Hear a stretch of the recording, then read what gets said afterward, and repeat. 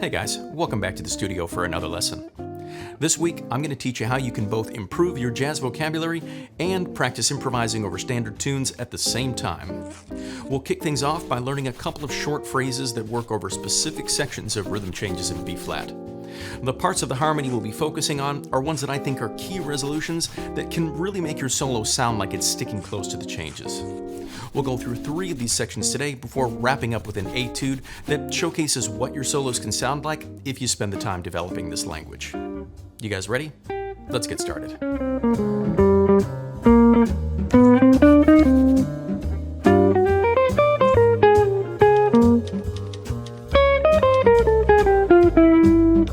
We spend a lot of time practicing exercises on scales, arpeggios, all the different rules for chromaticism, and a whole lot more. And when you're in the process of working all this stuff out, it can be difficult to see the forest for the trees. It's important to also spend time incorporating bits of bebop language that you pick up, either through practicing concepts and etudes or through transcription, and inserting them into your improvisations. Let's take a look at a couple of phrases that work over the first few bars of rhythm changes to get some material going for this type of practice. Rather than playing all the changes, we'll focus on simplifying the harmony down to its core elements. For the first 4 bars of rhythm changes, we can really boil this stuff down to a move from tonic to dominant and then back. Here's the first short phrase for you to check out now.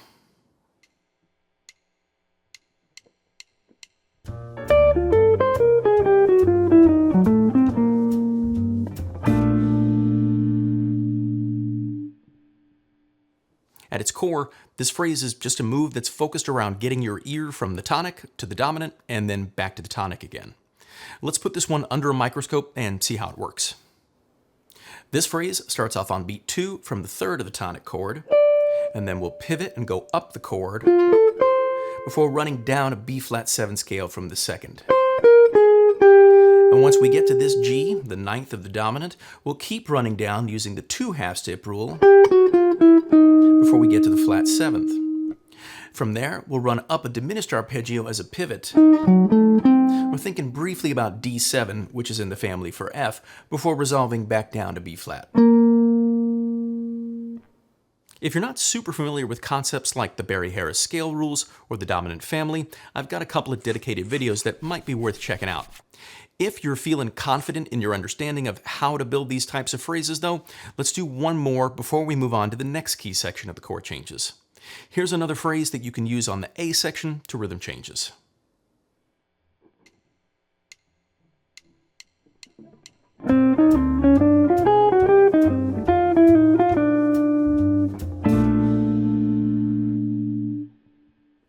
Just like with the last one, our goal is to take the listener from tonic to dominant and back. I'm choosing this phrasing structure because it jives really well with the natural phrasing of the chord changes, but also because it's super typical to the sound of the bebop masters like Sonny Stitt, Dexter Gordon, and Charlie Parker. Once you've got some familiarity with playing this way, then you can use the concepts I'm teaching you here to branch out and get more creative with the phrasing structure. Now, let's unpack how this phrase works, and we'll move on to the next section of the chord changes.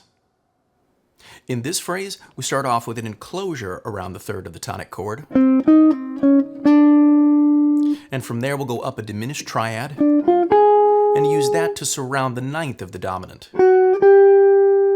Off that 9th, we'll go down the chord, spelling out a A half diminished or C minor 6, before pivoting up to the root. And from the root, we'll use some Barry-Harris chromatic scale, playing 2 half steps to get down to the 3rd of the tonic on the next downbeat. In the PDF for today's lesson, you'll find a total of 15 of these short phrases for this section of the chord changes alone. In next week's lesson, we'll be going through another aspect of the resource I've developed for these chord changes and actually practice inserting these phrases in between improvisations. For now, let's move on to the next section and learn some language to get us through it.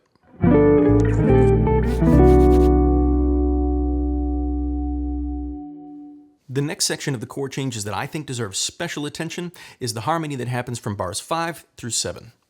In these measures, we typically play 2-5, go into the 4 chord, and then either E diminished or sometimes A flat 7 to get us back to the tonic. In these next couple examples, I'll be playing the version of the changes using the E diminished. Just like in the last section though, we're not really going to be thinking about every single chord as exactly what it says on the tin. Rather, we'll be looking at this moment as a move from B flat 7, ignoring the 2 chord, moving to E flat 7, which contains E diminished and its entire dominant family, resolving back to B flat major. Here's a phrase from the PDF resource to help you navigate that section.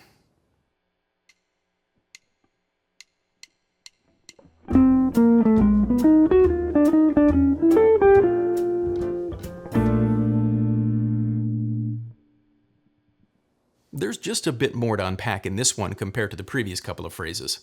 Let's take a closer look and see what exactly is going on in there. In this phrase, we'll start off the second of a B flat 7 and then run down using the 1/2 step rule to flat 7. From there, I'm thinking in the family and using D flat 7. Now going up the chord from a 7th of a B flat 7 or the 5th of D flat gives us this A flat minor 7 arpeggio, which sounds really juicy when you play it against a B flat in the bass. Now that resolves down to this F, which is the second of our E flat. So to keep things moving, I did a diatonic enclosure around the root and then went back down E flat dominant scale to the flat 7th. I spelled it C sharp for a reason though. You see, A7 is in the family of E flat, and it's also related to E diminished. So from our C sharp, or D flat, I played this A7 arpeggio to get back down to the 5th of the B flat on the downbeat of the next bar. I think a line like this gives us just enough crunch from the dominant family, while still sounding cogent and relatively inside the changes. Also, you'll hear tons of bebop masters use that A7 trick to get back to the tonic like this, so it's a really important bit of language to have in your ears. Now let's check out one more example on this section before we move on to the bridge. Here's the next phrase from the resource.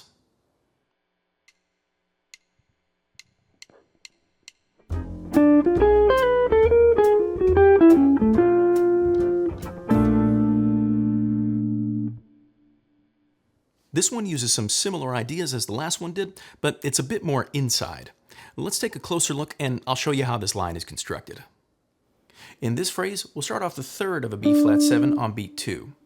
We'll go up the chord from there and then use an enclosure around the root, which in the next bar becomes the 5th of our E flat. So from there, we can use one of Barry's phrases. In this case, I played the one he calls 4, which is an enclosure that gets us to the 3rd of the chord. Now from there, I'll use that A7 substitution again and just play straight down an A7 arpeggio and pivot to the 5th of a B flat on the next downbeat. In the PDF resource for today's lesson, there's a total of 15 phrases for this section of the chord changes as well. So if you've ever had any trouble navigating this section, there's plenty of material for you to work through and incorporate in your own language. Next up, we'll check out a few similar phrases over the first few bars of the bridge.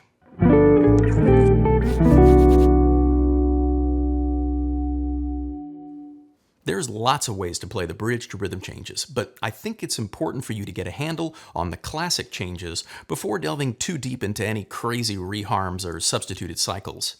Now, that classic bridge is just a series of secondary dominants that cycles back to the home key. Now, since these movements all work more or less the same way, if you can resolve from one dominant chord to another, moving by 4th, then you should have no trouble playing over the entirety of the bridge. So today, we'll just go over a couple of phrases that take us from D7, the 5 of the 6, to G7, the 5 of the 2 chord. Here's the first phrase from the PDF.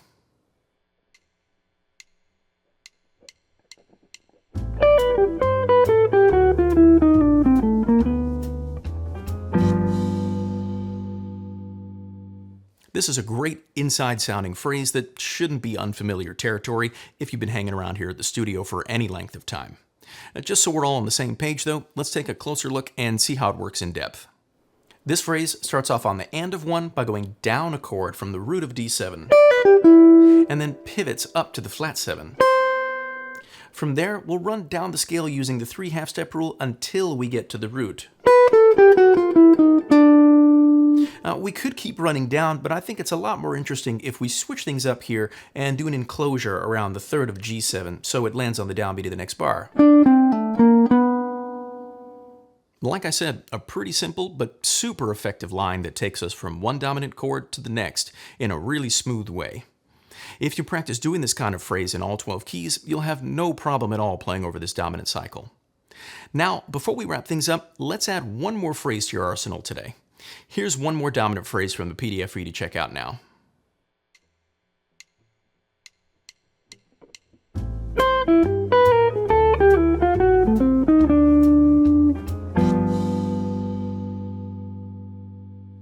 I love starting phrases on beat 2 like this, and if you stick around for next week's lesson, when we'll go through using the PDF resource to practice improvising in between these written out ideas, I think you'll see why. For now, let's analyze this last phrase so you've got a better idea of how this type of language functions. Starting on beat 2 from the flat 7 of a D7, I pivoted and went up the chord. From there, I did a chromatic enclosure around the 5th of the chord, and then strung that into another enclosure around the 3rd.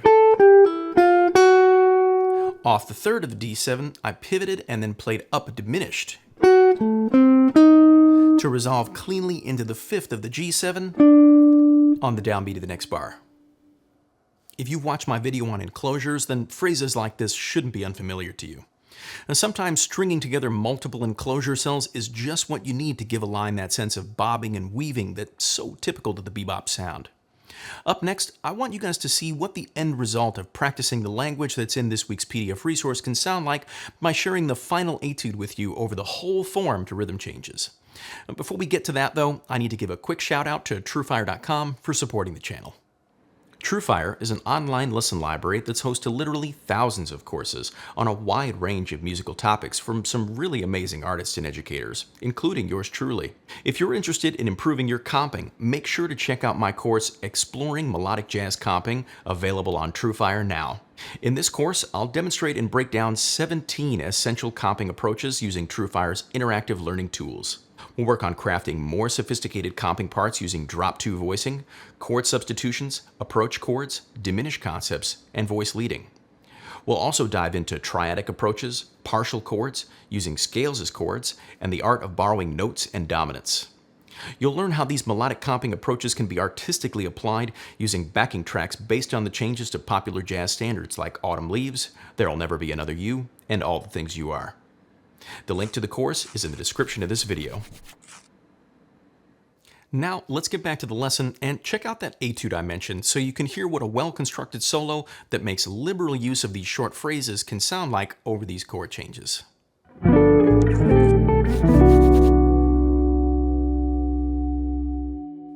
With this etude, I wanted you guys to get a glimpse into what the end result of diligently practicing phrases like this can be when played in the context of a rhythm changes solo. In next week's lesson, we're going to pick things up from where we left off today, and I'll show you how I incorporate deliberate practice of pre-written vocabulary into my improvising so that I can not only practice the phrases themselves, but also practice hearing those new sounds in the context of an improvised solo. For now, though, I hope you enjoy working your way through the phrases I've shown you today. See how many of them you can spot in the etude and try to pay attention to how I've linked them with other bits of my own bebop language to keep things from sounding too much like I just plopped down a pre-written idea. Here's the etude for you to check out now.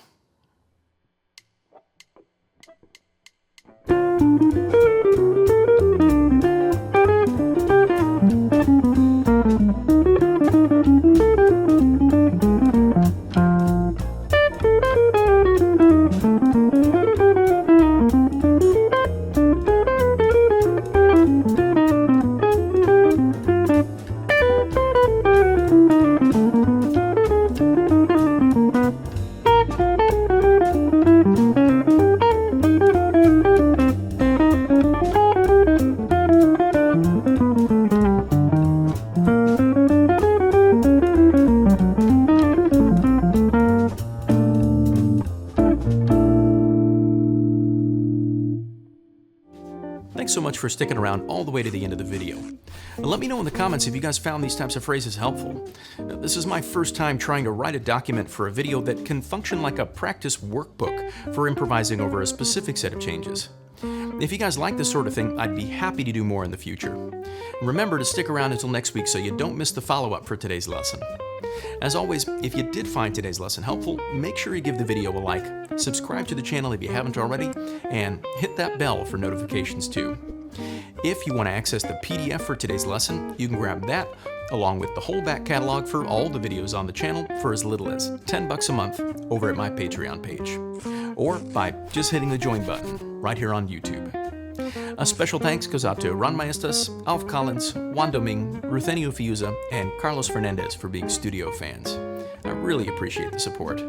An extra special thanks is due to these studio members for their support as well: Carol, Robert Allaire, Daniel Alvarenga, Robert Cody, Robert Berlin, Harvey Perry, Alma Rainey, Bill Hallworth, Mike, Christian Cummins, Lambert, Tai-Hyung Kim, Gregory Chu, Vaughn Davis, Nick Hess, Louis Maiden, Brendan Kelly, Stephen Moore, T. Colston, Ronan Torino, Tom Gates, Andrew McBride, Aldo Fonseca, Nikita Sketchkov, Michael M., Jason Paul Dubois, Ron Askew, Lawrence Beer, Raymond Nagloro, James Seabury, Bruce Wood, Larry G., Bill Benfield, Benjamin Dockstader, Sean Lepore, Severus Guo, Paul George, Stephen White, Salkai Zoltan, Apollos Gilbert, Justin Fisher, Melanda Kaiser, Tyler Kosarek, David Wortman, Todd Stupnik, Ziz Suarez, Guy Theobald, Artie Sanchez, Louis Rosen, Stephen Prager, Aaron Walters, Skemster, Everton Armstrong, Stephen Schwartz, Max Irwin, Patrick Aron, David Zuckerbraun, and PH.